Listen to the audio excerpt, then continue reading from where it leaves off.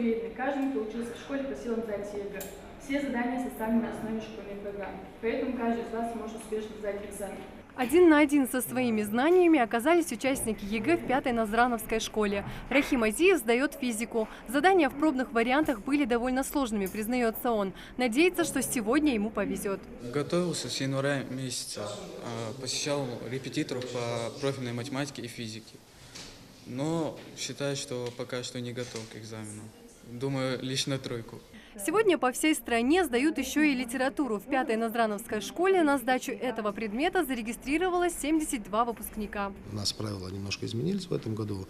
То есть сейчас доставок КИМ у нас нет. Мы КИМы распечатаем прямо в аудитории, прямо перед участником. Это только в Назрань. В районах у нас пока еще по старинке доставка КИМ, но в районы на следующий год переводят тоже. В школу приехали надзорные органы, представители регионального Минобра, а также федеральный инспектор. Они контролируют проведение ЕГЭ на всех этапах. Заявлено более 600 человек.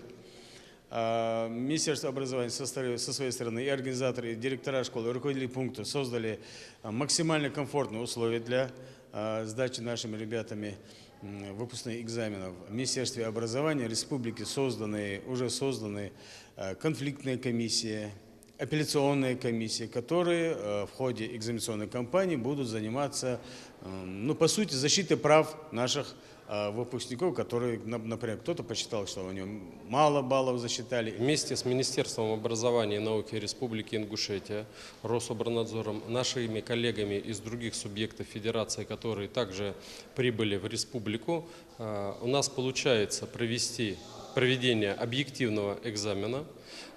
Результаты мы пока ждем, результаты детей, но по сравнению с прошлым годом мы видим очень хорошую тенденцию, она очень сильна.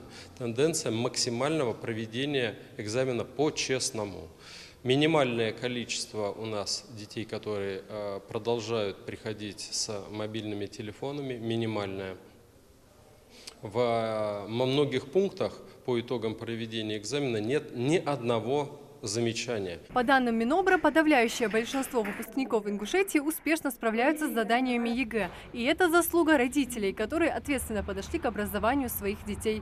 Марина Муталиева, Адам Далаков, Новости 24.